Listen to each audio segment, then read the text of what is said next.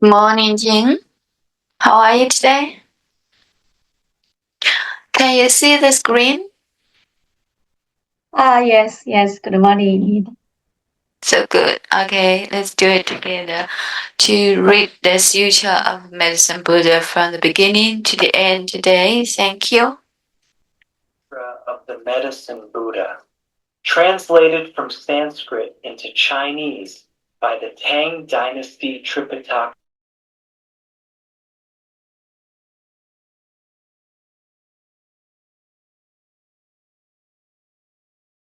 No home, who are destitute, translated from Sanskrit into Chinese by the Tang Dynasty Tripitaka Master Xuanzang. Translated into English by Min Tan and P.D. Lee, 2001.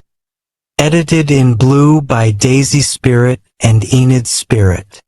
According to the instructions of the kind mentor Benny Spirit.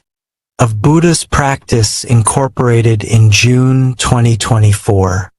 Thus have I heard, once Buddha Sakyamuni, the world-honored one, was traveling throughout the various lands to teach and convert the people. When he arrives in Vaisali, he rested under the tree of music, accompanied by 8,000 great bhiksus. An immeasurably great assembly, including 36,000 great bodhisattvas as well as kings, great ministers, Brahmins, laymen and women, the 8 types of divinities and other human and non-human beings, gathered respectfully around the Buddha as he preached the Dharma. At that time, the Bodhisattva Manjusri, Prince of the Dharma, receiving the awesome spiritual power of the Buddha, rose from his seat, adjusted his robe to bare his shoulder and knelt on his right knee. He bowed deeply, and with palms joined, respectfully addressed the Buddha. World-honored one, may I please request you to explain the various names and titles, the great, past vows and the superlative virtues of the Buddhas, so that those who are listening to you will be freed of karmic obstructions, while in the future, sentient beings in the Dharma semblance age will also derive great benefit and joy. The Buddha praised the Bodhisattva Manjusri, saying, "Excellent, excellent, Manjusri, out of great compassion, you have urged me to explain the names and titles, merits and virtues and past vows of the Buddhas, in order to liberate those who are bound by karmic obstructions and bring benefits, peace and joy to all sentient beings in the Dharma semblance age. Now, listen attentively and reflect very carefully upon what I am about to say." The Bodhisattva Manjusri replied, "So be it, world-honored one. We will joyfully listen to whatever you wish to teach." The Buddha then said to the Bodhisattva Manjusri, "East of this world, past countless Buddha lands more numerous than the grains of sand in 10 Ganges rivers, there exists a world called pure lapis lazuli.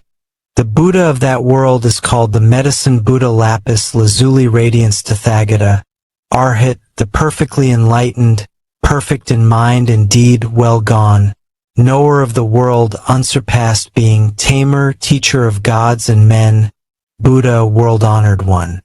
Manjusri, when the world-honored Medicine Buddha was treading the Bodhisattva path, he solemnly made 12 great vows to grant sentient beings whatever they desired. First great vow. I vow that in a future life, when I have attained supreme, perfect enlightenment, brilliant rays will shine forth from my body, illuminating infinite, countless, boundless realms. This body will be adorned with the 32 marks of greatness and 80 auspicious characteristics. Furthermore, I will enable all sentient beings to become just like me. Second great vow. I vow that in a future life, when I have attained supreme enlightenment, my body inside and out, will radiate far and wide the clarity and flawless purity of lapis lazuli. This body will be adorned with superlative virtues and dwell peacefully in the midst of a web of light more magnificent than the sun or moon. The light will awaken the minds of all beings dwelling in darkness, enabling them to engage in their pursuits according to their wishes. Third Great Vow. I vow that in a future life, when I have attained supreme enlightenment, I will, with infinite wisdom and skillful means, provide all sentient beings with an inexhaustible quantity of goods to meet their material needs. They will never want for anything. Fourth Great Vow. I vow that in a future life, when I have attained supreme enlightenment, I will set all who follow heretical ways upon the path to enlightenment. Likewise, I will set those who follow the Sravaka and Pratika Buddha ways onto the Mahayana path. Fifth Great Vow. I vow that in a future life, when I have attained supreme enlightenment, I will help all the countless sentient beings who cultivate the path of morality in accordance with my Dharma to observe the rules of conduct, precepts, to perfection, in conformity with the three root precepts. Even those guilty of disparaging or violating the precepts will regain their purity upon hearing my name, and avoid descending upon the evil paths. Sixth Great Vow.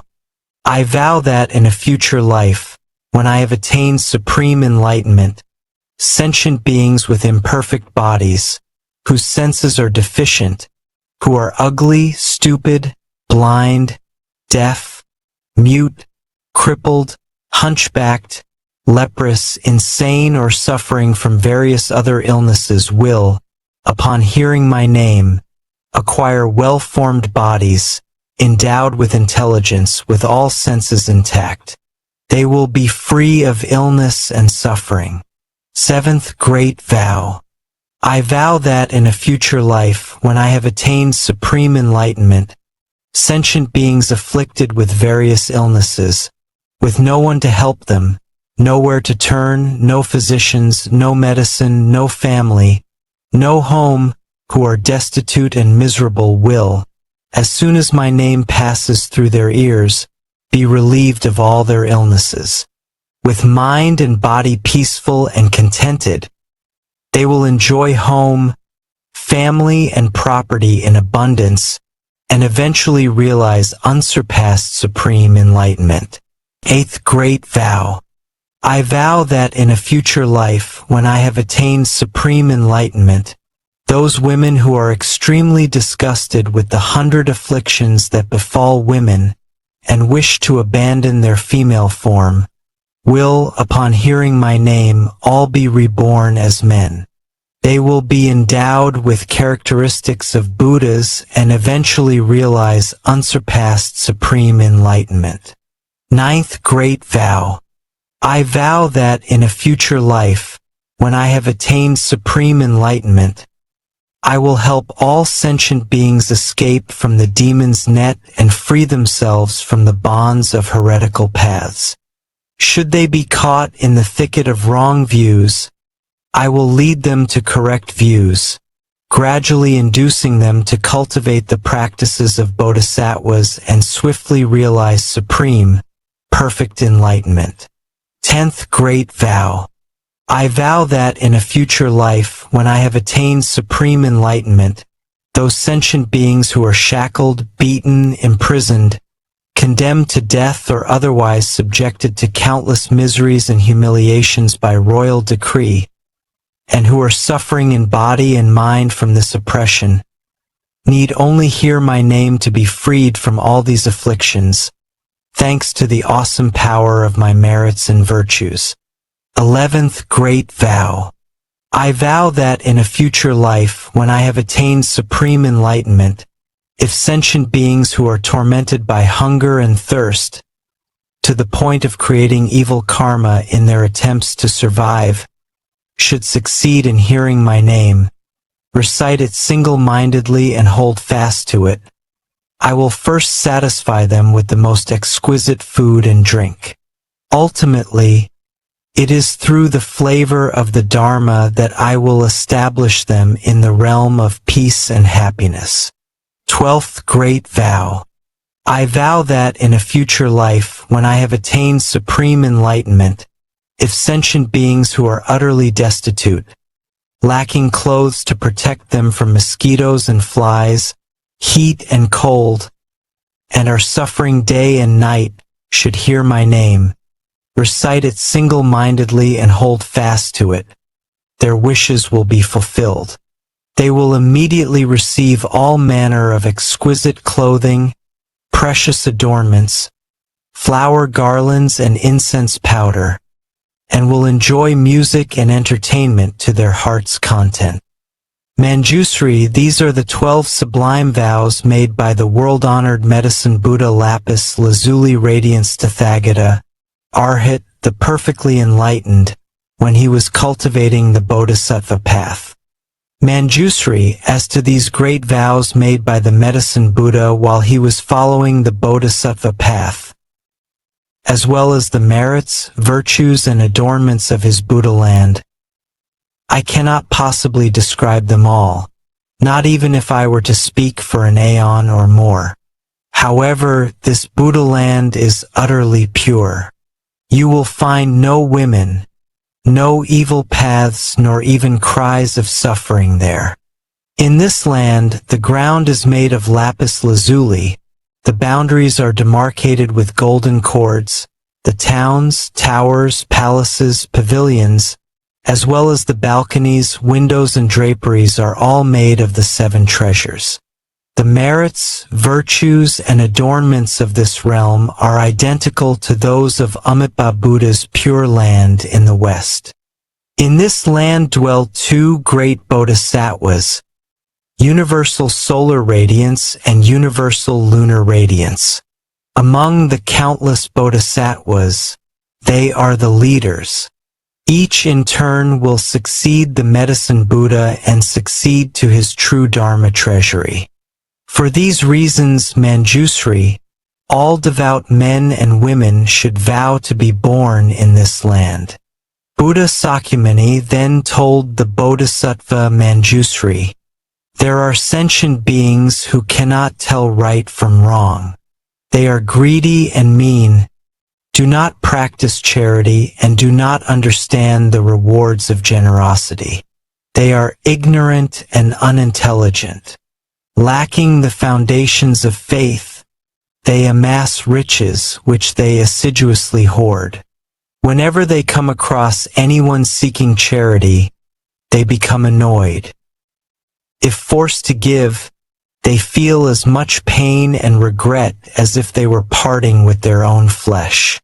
Moreover, there are also countless sentient beings who are miserly and avaricious. They spend time amassing wealth, while not daring to spend it even on themselves, let alone on parents, spouse, children, servants, or beggars.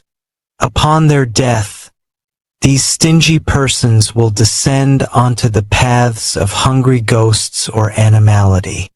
However, even though they may suffer such a fate, if in a previous existence in the human realm they happen to hear the name of the medicine Buddha, and now recall and recite his name even briefly, they will immediately vanish from the evil paths to be born once more among humans.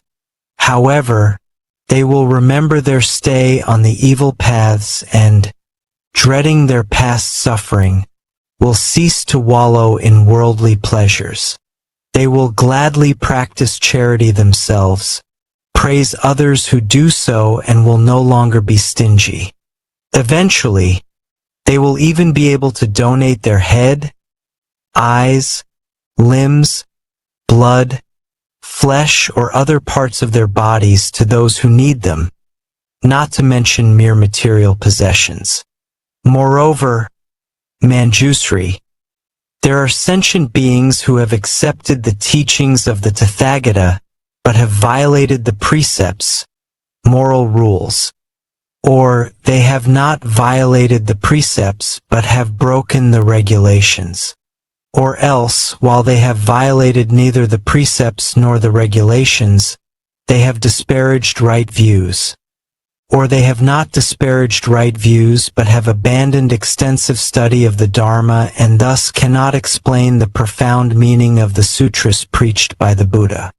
Or else, although they may be learned, they have grown conceited.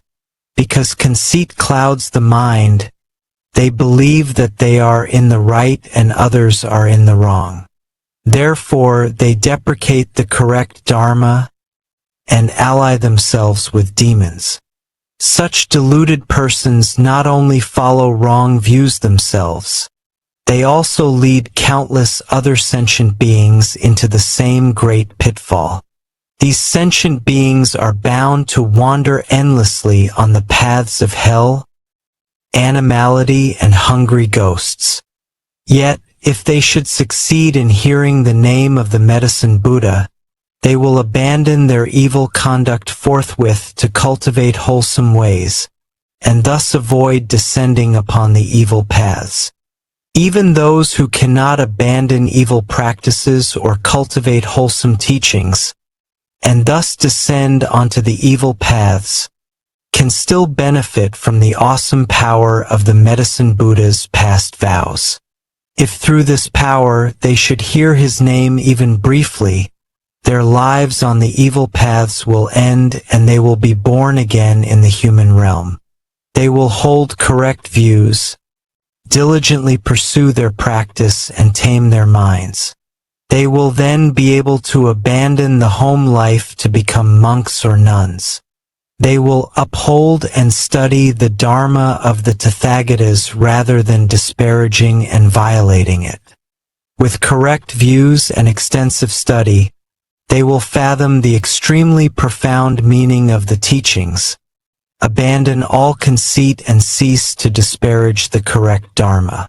They will no longer have demons as companions, but will gradually cultivate the practices of Bodhisattvas and swiftly perfect them.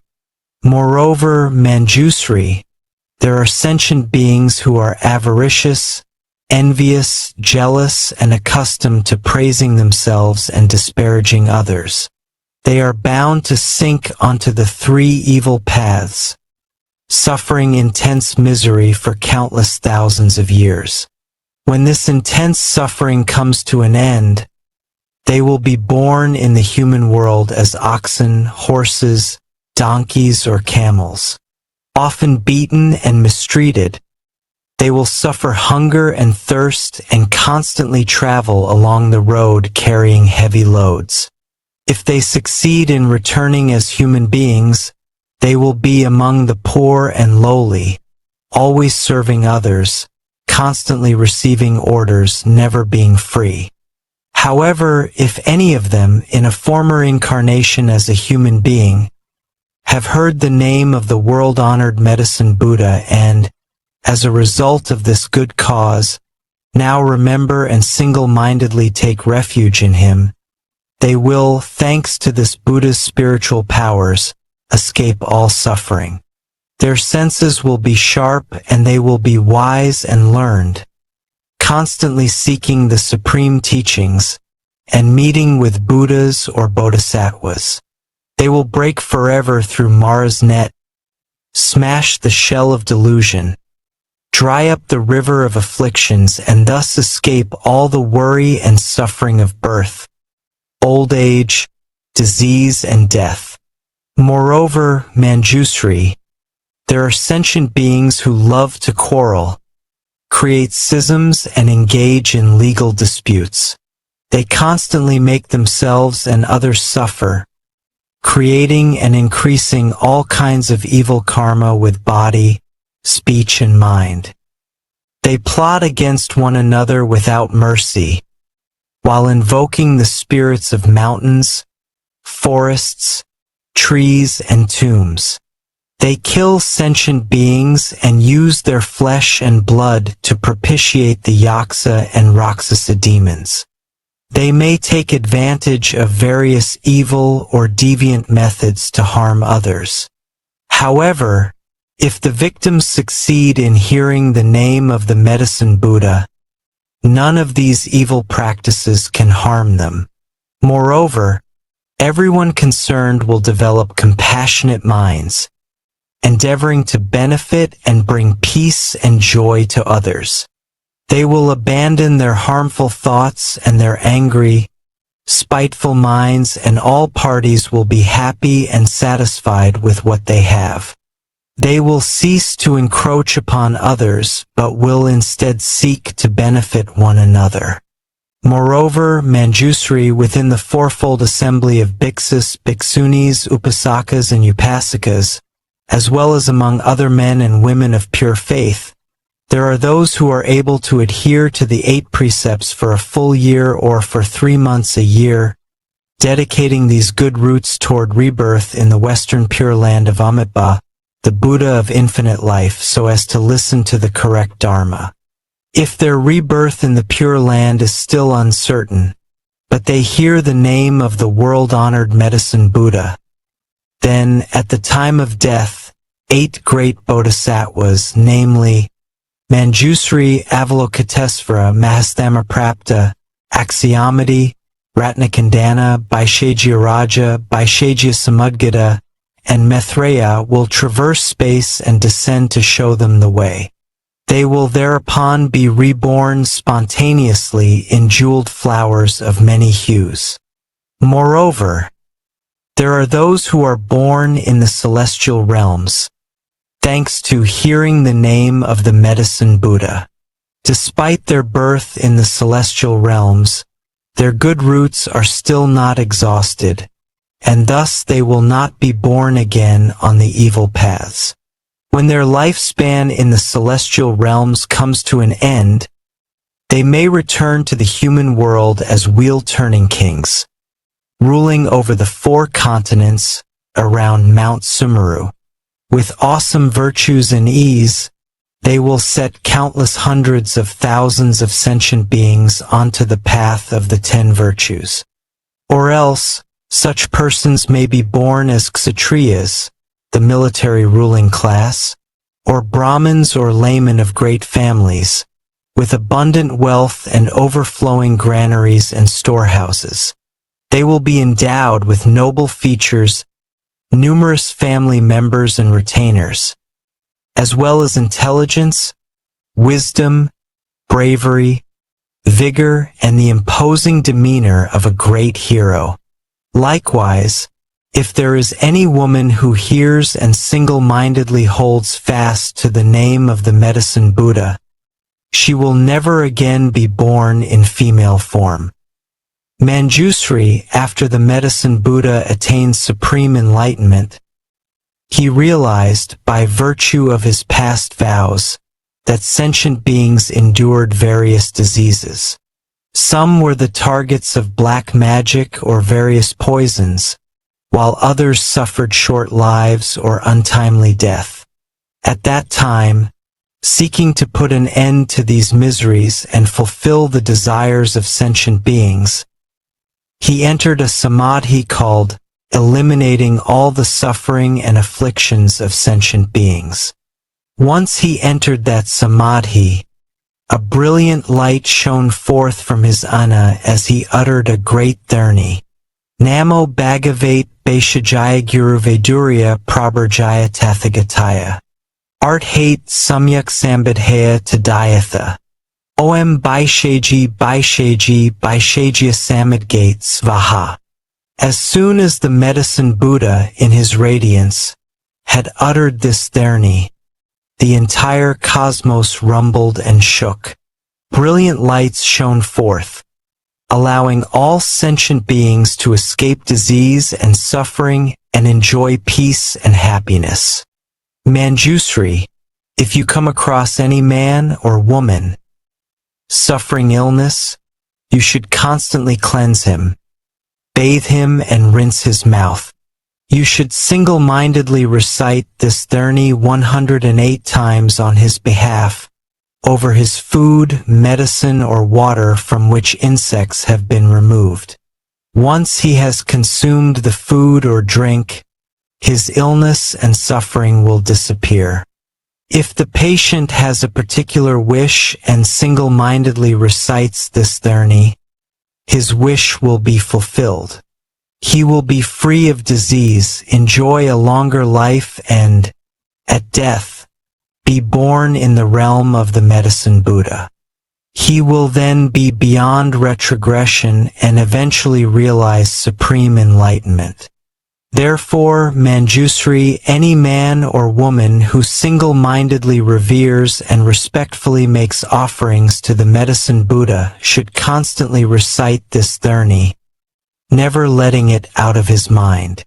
Moreover, Manjusri, upon hearing the various names of the Medicine Buddha lapis lazuli radiance Tathagata, Arhat, the perfectly enlightened, men and women of pure faith should recite and hold fast to this name.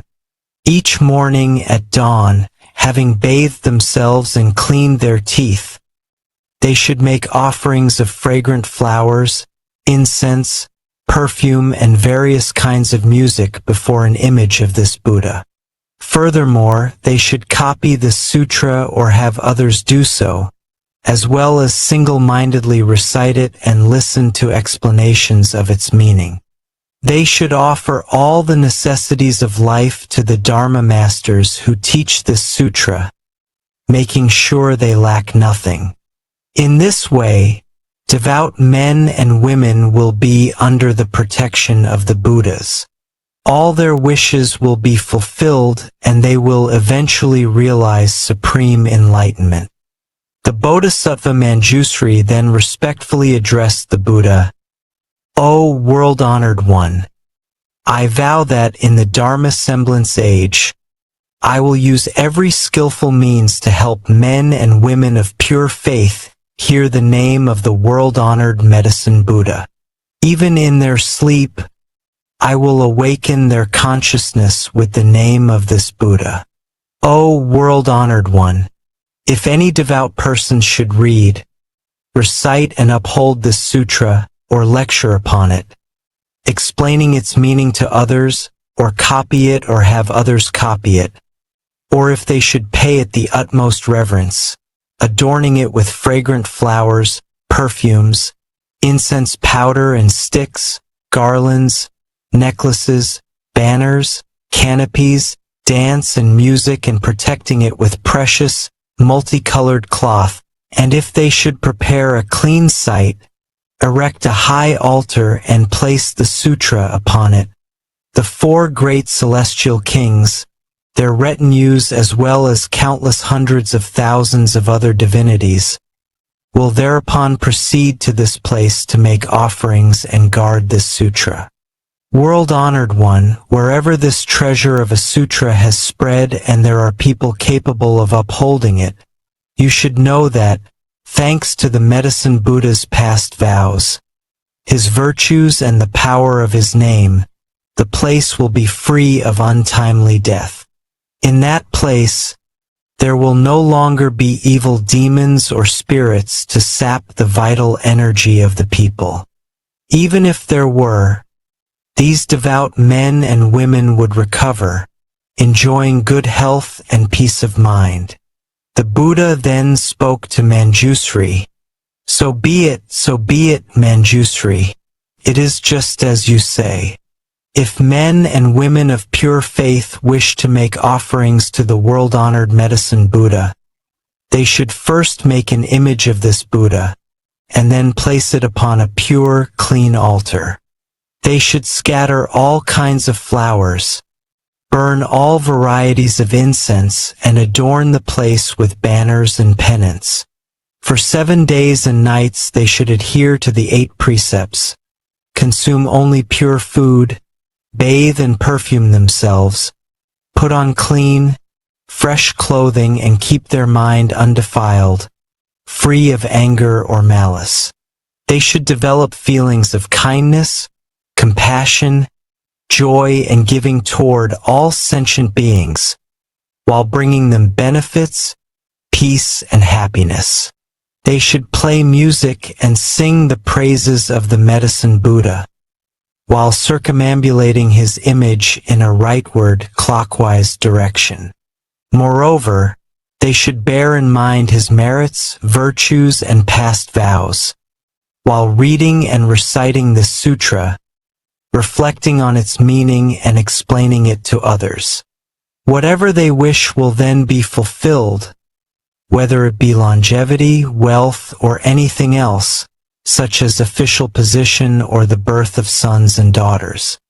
Moreover, if any sentient beings suddenly suffer nightmares and witness all kinds evil omens, such as flocks of strange birds, or hundreds of ominous signs throughout their homes, they need only venerate the world-honored Medicine Buddha with all kinds of wonderful offerings, and the nightmares, evil omens, and inauspicious signs will all disappear, no longer able to cause them harm. If any sentient beings are in fear of water, fire, knives, poison, falling off a precipice, or of vicious beasts, such as wild elephants, lions, tigers, wolves, bears, venomous snakes, scorpions, centipedes, millipedes, infectious mosquitoes or gnats, they need only single-mindedly recall and recite the name of the Medicine Buddha, while respectfully making offerings to him, and they will escape all these terrors. If a country should be subject to foreign invasion, banditry, or rebellion, the inhabitants need only recall and recite the name of the Medicine Buddha, while paying homage to him, and all these calamities will likewise disappear. Moreover, Manjusri, there are men and women of pure faith who throughout their lives have not worshipped any deities, but have single-mindedly taken refuge in the Buddha, the Dharma, and the Sangha, and upheld the precepts, the 5 or 10 lay precepts, the 400 Bodhisattva precepts, or the 250 bhiksu or 500 bhikshuni precepts. However, if any of them have violated the precepts they have taken and fear falling onto an evil path, they should concentrate on reciting the name of the Medicine Buddha and respectfully make offerings to him. They will then certainly avoid rebirth on the 3 evil paths. If women who experience extreme pain during childbirth can, with utmost sincerity, recite the name of the Medicine Buddha, praise, venerate, and make offerings to him, they will be relieved of their suffering. The children born to them will be without defects, attractive in appearance, causing those who see them to rejoice. They will be endowed with keen senses and intelligence, along with a quiet disposition. They will seldom become ill, nor will evil spirits sap their vital energy. The world-honored one then asked Ananda, I have just extolled the merits and virtues of the world-honored Medicine Buddha. These merits and virtues are the extremely profound practices of all Buddhas, but are difficult to explain. Do you have faith in them or not? Ananda respectfully replied, O great virtuous world-honored one, I do not have any doubts about the sutras preached by the Tathagatas. Why? It is because the Tathagatas' karma of body, speech, and mind are all pure.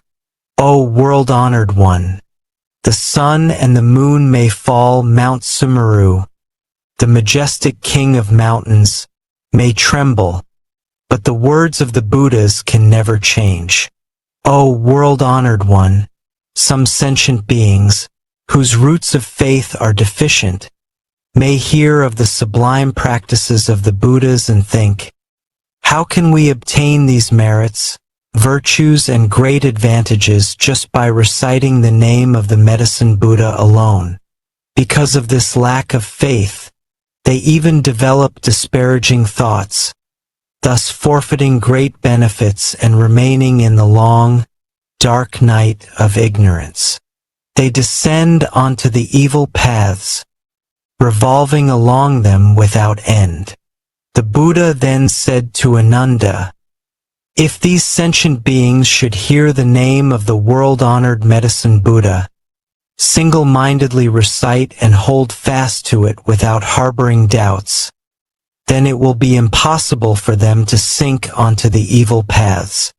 O Ananda, these extremely profound practices of the Buddhas are difficult to believe in, difficult to understand. Yet you are now able to accept them. You should realize that this is all due to the awesome power of the Tathagatas.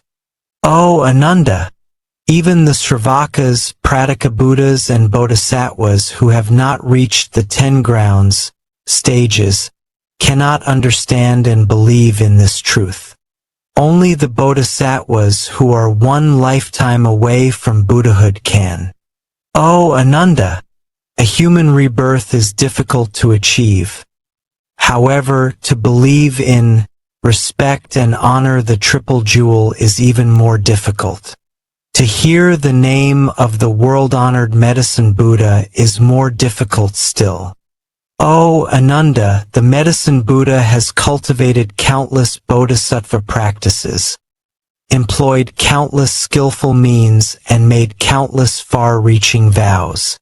If I were to take an aeon or more to recount them, the aeon would come to an end before I could exhaustively describe all these wonderful practices, vows, and skillful means. At that time, a great bodhisattva in the assembly, named Salvation, arose from his seat, adjusted his robe to bare his right shoulder, knelt on his right knee, bowed, and, with palms joined, respectfully addressed the Buddha. O great virtuous world-honored one, in the Dharma semblance age, there will be sentient beings who suffer numerous calamities, and are always sick and emaciated, unable to eat or drink, their throats dry and lips parched, their eyes seeing darkness everywhere. As the signs of death appear, they are surrounded by parents, family, friends, and the ones who master the wonderful Dharma weeping and lamenting. As such a patient lies in bed, he sees the messengers of Yama arrive to lead his consciousness before this king of justice. Now, all sentient beings have inborn spirits who record everything they do, both their transgressions and their merits. These spirits then present the patient's entire record to King Yama. At that time, the king questions the dying person and tabulates his good and bad karma before deciding upon his fate. If, at that point, the relatives and the ones who are proficient in wonderful dharma of the patient are able to take refuge in the world-honored Medicine Buddha on his behalf, invite monks and nuns to recite this sutra, light 7-tiered lamps, and hang multicolored longevity banners, his consciousness may return then and there, and he will see himself clearly as though in a dream. Or else, after 7, 21, 35, or 49 days, when his consciousness returns, as if awakening from a dream, he will recall his good and bad karma and the consequences thereof.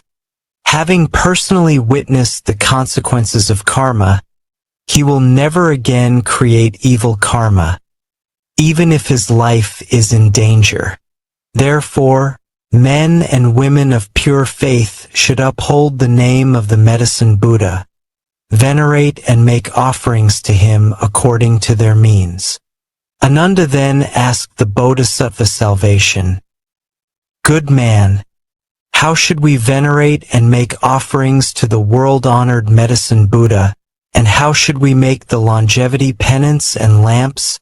The Bodhisattva Salvation replied, "Virtuous one, in order to help the patient recover, you should adhere to the 8 precepts for 7 days and 7 nights, make offerings of food, drink, and other necessities to a group of monks and nuns in accordance with your means, pay homage and respectfully make offerings to the world-honored Medicine Buddha 6 times a day, and recite this sutra 49 times.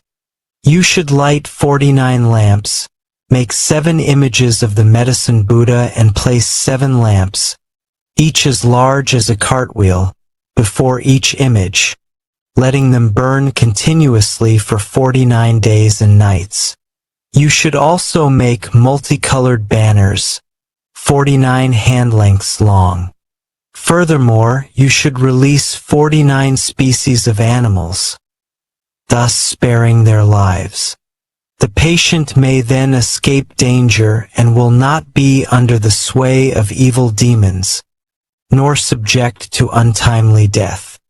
Moreover, Ananda, when the anointed Kshatriya kings find themselves beset by calamities, such as epidemics, foreign invasion, internal insurrection, an adverse alignment of the stars, an eclipse of the sun or the moon, unseasonable storms, or a failure of the monsoons, they should develop compassionate feelings toward all sentient beings. They should also pardon prisoners and make offerings to the world-honored Medicine Buddha in accordance with the rites described earlier. Thanks to these good roots and the power of the Medicine Buddha's past vows, peace and stability will immediately return to the affected countries. The rains and winds will be favorable. Crops will be ripe on time and everyone will be healthy and happy. The country will be free of evil yakshas out to harm the populace.